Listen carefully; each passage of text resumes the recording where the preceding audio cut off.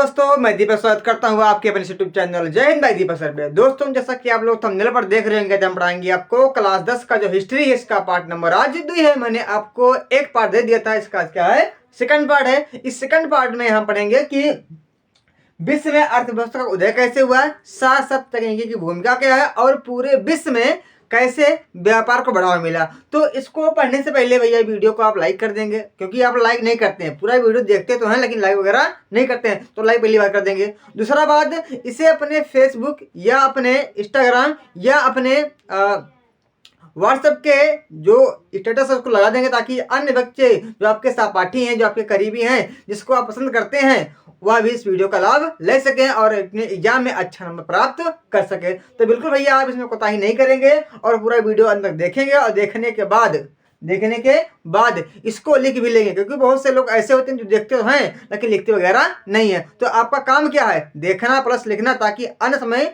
में आप इसका अच्छे से रिवीजन कर पाएं और अपने बोर्ड में अच्छा नंबर ला पाएं। ठीक, तो हम पढ़ते हैं 19वीं शताब्दी 1815 से 1914 में। यानी कि देखा गया जो यह समय लिखा गया आपका 1815 और 1914, इन समयों के बीच में क्या हुआ, बहुत अधिक मात्रा में वृद्धि हुई। यानी कि इतना ज्यादा वृद्धि हुई, अनेक परिवर्तन भी है और परिवर्तन द्वारा क्या हुई, इसमें वृद्धि भी हुई। जिससे आपकी आर्थिक यानी कि पैसा वृद्धि हुई, राजनीति यानी कि लोग समझ गए कि संविधान क्या है, साथ साथ अपने देश में अनेक प्रकार की व्यवस्थाओं की स्थापना करने की बात की, साथ साथ समाज की जो रूपरेखा है उसमें बदलाव हुआ, साथ साथ सांस्कृतिक और तकनीकी की बहुत ही अधिक मात्रा में बदली।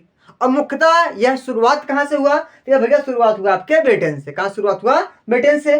अच्छा, जो परिवर्तन का मुख्य कारण है, क्योंकि परिवर्तन के पीछे कोई ना कोई कारण होता है, बिल्कुल होता है। तो मुख्यतः जो ये इतने परिवर्तन हुए, चाहे वह आर्थिक, राजनीतिक, सामाजिक, सांस्कृतिक और तकनीकी, जितने भी परिवर्तन हुए उन सब में केवल 3 प्रकार के ही कारक थे। पहला आपका व्यापार, लोग एक स्थान दूसरे स्थान पर व्यापार करने के लिए गए और व्यापार में जब वृद्धि हुई तो परिवर्तन हुआ। साथ साथ वह अलग अलग देशों में अपना निवेश किए, अलग अलग प्रकार की कंपनियां लगाए, वहां पे व्यापार किए, तो क्या हुआ, थोड़ा सा परिवर्तन हुआ। और तीसरी बात, जो श्रम है यानी कि मजदूरी है, इसके माध्यम से क्या हुआ, अनेक प्रकार के परिवर्तन हुए। क्योंकि जहां पे मजदूर रहते हैं वहां पे किसी भी चीज का उत्पादन अधिक मात्रा में होता है, अगर मजदूर नहीं रहते हैं तो उत्पादन वगैरह होता नहीं है। तो इसमें क्या हुआ, इन 3 माध्यमों से, पूंजी, व्यापार और श्रम के माध्यम से आर्थिक, राजनीतिक, सामाजिक और सांस्कृतिक जो अन्य प्रकार के परिवर्तन किए गए वह सब भैया हुए।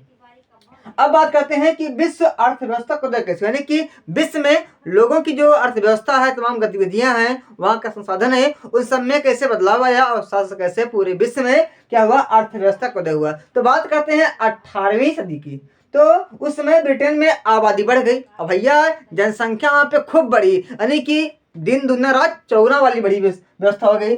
शहर जब जनसंख्या बढ़ी, क्योंकि जब लोग बढ़ते हैं तो शहर का फैलाव होता है, लोग शहर की ओर बढ़ते हैं। और जब शहर पहले छोटे में था, यानी कि पहले वाली शहर इतने में था, अब शहर इतने में हो गया, तो क्या हुआ, शहर का फैलाव हुआ। और जब लोग आए तो कृषि के उत्पाद की मांगे बढ़ गई। यानी कहने का मतलब है, जब लोग आए तो उनको क्या चाहिए, खाना चाहिए। अब खाना कहाँ से आएगा, कृषि से आएगा। तो लोग कहने लगे कि हमको अधिक मात्रा में खाना चाहिए, उसके लिए आप चाहे कितना खेती करें। तो लोग खेती करने लगे, यानी कि कृषि उत्पाद की मांग बढ़ गई। और जैसे ही मांग बढ़ी वैसे क्या हो गई, कीमत बढ़ गई। क्या हो गई, यानी कि जनसंख्या बढ़ने से 18वीं शताब्दी में ब्रिटेन में जनसंख्या बढ़ने से, आबादी बढ़ने से शहरों का फैलाव हो गया, कृषि उत्पादन की मांगे बढ़ गई, साथ साथ कीमतों में वृद्धि आ गई।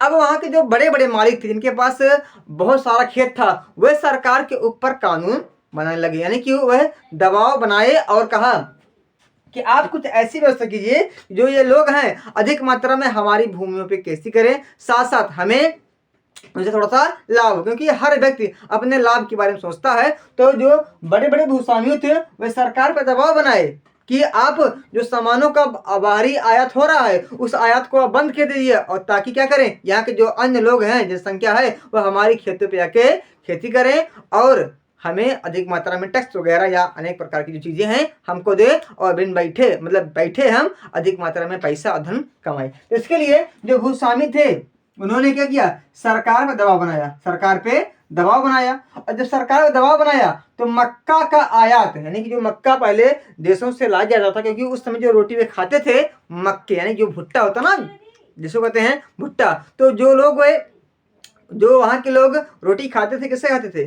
वे मक्का की रोटी खाते थे। जब सरकार ने क्या कर दिया, जब भूस्वामियों ने सरकार के ऊपर दबाव बना दिया, तब सरकार ने क्या किया, एक लाया क्या, कानून, मतलब कार्न लॉ। क्या लाया?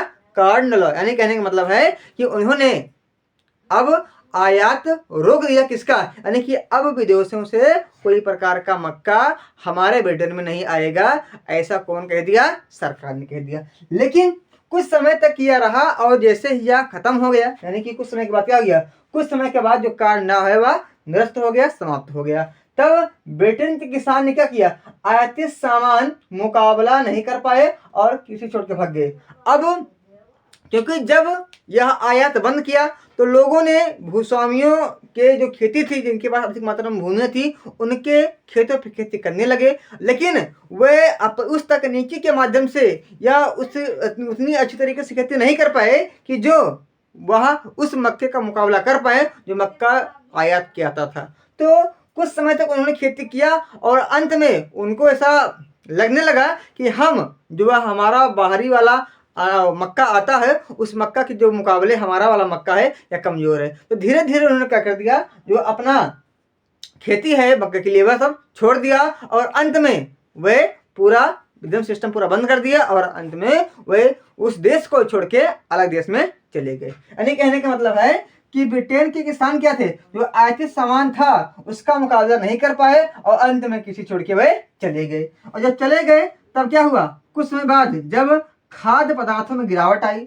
जब क्या हो गया, यानी जो कीमतें उसमें कमी आ गई, तब ब्रिटेन उपभोग का स्तर बढ़ गया। तब लोग अधिक मात्रा में चीजों को खरीदने लगे। सिंपली बात है भैया, अगर टमाटर 1 रुपये का 2 किलो रहेगा, 1 रुपये का 2 किलो रहेगा तो भैया 10 रुपये का खरीदेंगे। लेकिन अगर 50 रुपये का 1 किलो रहेगा तो बड़ा मुश्किल से आप लेंगे, मुश्किल से 1 किलो लगे ना तो आधा किलो या 1 पौ में आप काम चला लेंगे। यानी कि जब कीमतें कम रहती हैं तो लोग सामान को अधिक लेते हैं और जब कीमतें अधिक रहती हैं तो लोग सामान को कम लेते हैं। तो जब क्या हुआ, कुछ समय बाद जब वहाँ की जो खाद्य पदार्थ है उसमें गिरावट आई, उसकी कीमतों में गिरावट आई, तब क्या होने लगा, उपभोग का स्तर बढ़ने लगा। यानी कि लोग उस चीजों को अधिक मात्रा में लेने लगे और उसके लिए लोगों ने क्या किया, औद्योगिक क्रांति की। यानी कि मतलब औद्योगिक, यानी कि इसका मतलब क्या है कि लोगों ने अधिक मात्रा में कंपनियों का निर्माण किया और जिससे ये कंपनियों का निर्माण किया वहां की जो आय है, इनकम है, वह बढ़ गई। अच्छा, इससे क्या हुआ, इससे क्या हुआ कि अब ब्रिटेन के लोगों को अधिक मात्रा में खाने की आवश्यकता है, भोजन की आवश्यकता है, वह चाहे ब्रिटेन में हो या अन्य देशों में। क्योंकि ब्रिटेन के लोग जो किसान थे वह भैया खेती करना बंद कर दिए थे। तो अब मुख्यतः जितने प्रकार के अनाज थे, जितने प्रकार के क्या थे, खाद्य पदार्थ थे, उनका होता था आयात। क्या होता था? आयात। अब आयात होता कहाँ से था, तो मुख्यतः ऑस्ट्रेलिया, रूस, अमेरिका, ये जो 3-4 देश थे, यहाँ पे जंगलों को साफ करते थे, वहां पे खेती करते थे और जो अनाज वगैरह होता था उसको ब्रिटेन के लिए भेजते थे। और धीरे धीरे क्या हुआ, इससे भेजने के लिए तब अनेक प्रकार की आपके ब्रिटेन में, क्योंकि जब ब्रिटेन में चीजें नहीं है तो जब आएंगी तो उसके लिए एक परिवहन लगेगा।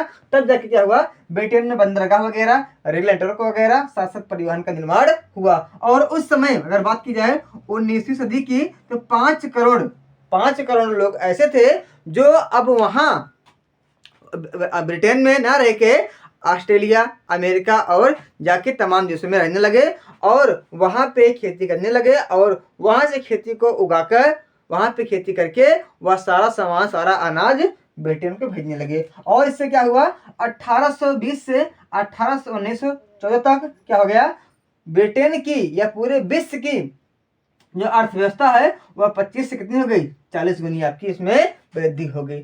ये तो थोड़ा सा बात था कि कैसे क्या हुआ, अर्थव्यवस्था का विकास हुआ। अब क्या है, इसमें जो अर्थव्यवस्था है इसके विकास में तकनीकी की भूमिका कैसे थी, तो बात करते हैं कि 19वीं सदी में जो परिवर्तन हुआ, उस वक्त परिवर्तन किससे हुआ, वह जहाज के माध्यम से, वह रेलगाड़ी के माध्यम से, वह परिवहन के माध्यम से। लोग जो एक स्थान दूसरे स्थान पर जाने लगे सामानों को लेके, वह केवल रेलगाड़ी के माध्यम से, जहाज के माध्यम से, अन्य प्रकार के परिवहन के माध्यम से एक स्थान से दूसरे स्थान में जाने लगे। अब इसमें मुख्यतः आयात जो होता था या जो निर्यात होता था कृषि का होता था। यानी कि कृषि यानी कि खाद्य पदार्थ या फिर जो अनाज है इनका क्या होता था, आयात निर्यात। और कुछ जानवरों का, क्योंकि जो सब है वो मांस वगैरह भी खाते हैं और उसमें मांस का निर्यात या आयात नहीं होता था, बल्कि जानवरों का निर्यात आयात होता था, और भी कैसे, जिंदा, मार के नहीं बल्कि जिंदा जानवरों को ब्रिटेन में लोग भेजते थे। और कहाँ के लोग, ऑस्ट्रेलिया के लोग, अमेरिका के लोग, न्यूजीलैंड के लोग, ये सब अपने यहाँ से जिंदा जानवर को जहाज में लाद के अमेरिका को, वहाँ यूरोप को भेजते थे। अच्छा, लेकिन आने जाने में समय लगता था, जिससे बहुत से जानवर रास्ते में मर जाते थे, बहुत से जानवर बीमार होते थे, बहुत जानवर कमजोर होते थे, और बहुत जानवर क्या होते थे, बहुत जानवर क्या एकदम से उनकी जो दशा है वह एकदम से खराब हुई थी। यानी कहने का मतलब है जब जानवर को लाद के भेजते थे कहाँ से, इन स्थानों से, कहाँ पे, यूरोप, ब्रिटेन में अमेरिका, न्यूजीलैंड, ऑस्ट्रेलिया से जब जानवरों को जिंदा जहाज में लाद के यूरोप में भेजते थे तो रास्ते में बहुत जानवर मर जाते थे, और बहुत जानवर की जो हालत है वह एकदम कमजोर हो जाती थी, और बहुत जानवर कैसे हैं, बीमार पड़ जाते थे। लेकिन अब क्या हुआ, जैसे तकनीकी आई, यानी कि जब फ्रिज वगैरह का आविष्कार हो गया, तब अब जिंदा जानवर को नहीं बल्कि उनके मांस को वहां से लाया जाता था, यानी कि इन स्थानों से लाते थे, और पूरे यूरोप के लोग बड़े ही चाव से उसको खाते थे। यानी कहने का मतलब है कि तकनीकी आने से कृषि के साथ साथ जो मांस की व्यवस्था थी वह भी अच्छे से होने लगी। अच्छा, अब बात करते हैं कि 19वीं सदी के आखिर में उपनिवेशवाद कैसे हुआ।